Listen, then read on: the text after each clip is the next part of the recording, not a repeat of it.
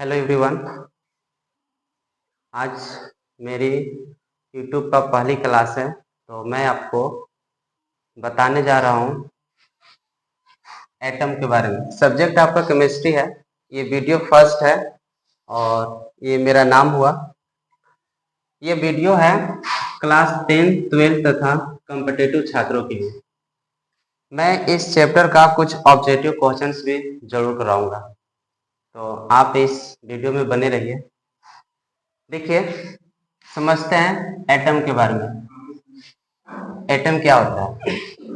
Atom को पढ़ने के लिए आप ना इसको फील कर सकते हैं कि एटम होता क्या है, इस दुनिया में एटम नाम का चीज है वो हो क्या है क्या। तो उसके बारे में पूरा का पूरा पढ़ेंगे। इसके साथ जितने भी एटम से रिलेटेड जितने भी मॉडल दिया गया है वो सब के सब हम आपको बताएंगे धीरे धीरे, वन बाय वन वीडियो कर करके। तो ये मेरा वीडियो नंबर 1 है, आप इसको में देखिए। और मेरा एक चैनल है, उसको आप सब्सक्राइब कर सकते हैं। उसका नाम है ईडू वर्ल्ड डीके।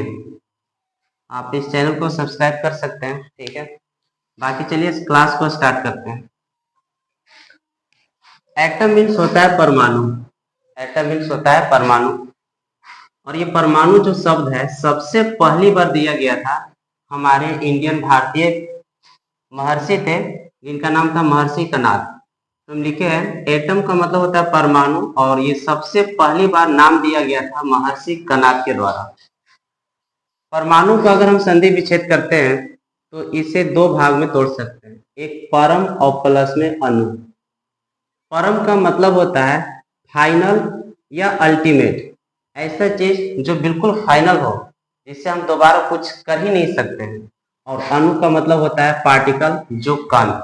तो इन दोनों के अनुसार एक हम डिफिनेशन बोल सकते हैं, all matter consisting very minute particle is called परमाणु। इस पूरे मैटर में जो सबसे छोटे कण होते हैं उसी को हम कहते हैं परमाणु। ये एटम ग्रीक वर्ड से लिया गया है, जिसके देने वाले थे डेमोक्राइटिस। इन्होंने सबसे पहली बार एटम शब्द दिया गया था। एटम को हम लोग यहाँ पर भी संधि विच्छेद करेंगे। देखते हैं कि इसको दो करेंगे, ए प्लस टर्म।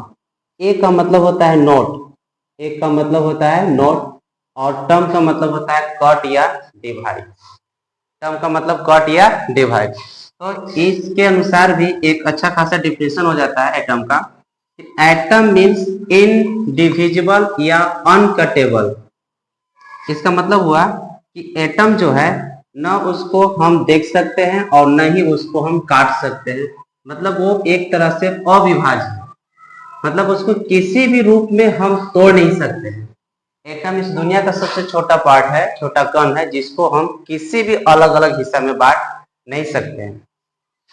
इन एटम से रिलेटेड बहुत सारे वैज्ञानिकों ने थ्योरी दिया, मॉडल्स दिए, ठीक है। तो पारापारी कर करके हम इसको पढ़ेंगे, जिसको में सबसे पहले मॉडल दिया गया था डाल्टन्स के द्वारा। तो उस समय से हम इनका पढ़ेंगे, डाल्टन्स एटॉमिक मॉडल।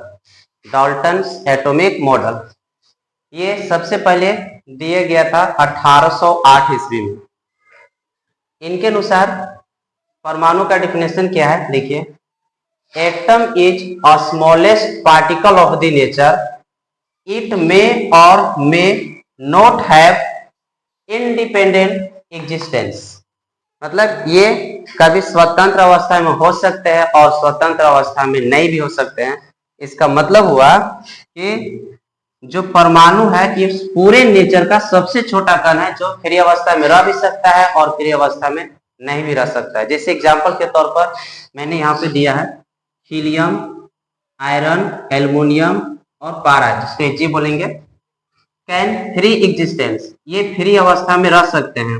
कौन कौन? Helium, ferrous, aluminium, Hg।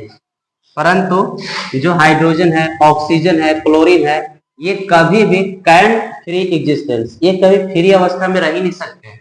ये लोग हमेशा H2 यानी कि हाइड्रोजन प्लस में हाइड्रोजन मिल के ही ये लोग हाइड्रोजन का निर्माण करेंगे। तो ये हाइड्रोजन, ऑक्सीजन, क्लोरीन जो हुआ ये फ्री एग्जिस्टेंस यानी कि कांट रह सकते हैं, मतलब ये फ्री में नहीं रह सकते हैं। तो आई होप इस वीडियो को आप लोग समझे होंगे। बाकी इससे रिलेटेड जितना भी अगला जो एटॉमिक मॉडल होगा वो धीरे धीरे हम कर लेंगे। ये मेरा वीडियो फर्स्ट था, कैसा रहा आप लोग इसको जरूर बताइएगा और चैनल को सब्सक्राइब कीजिए ध्यान से। देखिए ये वीडियो थी क्लास 10th के लिए, 12th के लिए और कॉम्पिटिटिव छात्रों के लिए। इससे रिलेटेड जो ऑब्जेक्टिव क्वेश्चन हमने बोला वो मैं आपको जरूर कराऊंगा। तब तक के लिए धन्यवाद, इस चैनल पर बने रहिए। आपका बहुत बहुत धन्यवाद इस वीडियो को देखने के लिए। Thank you so much.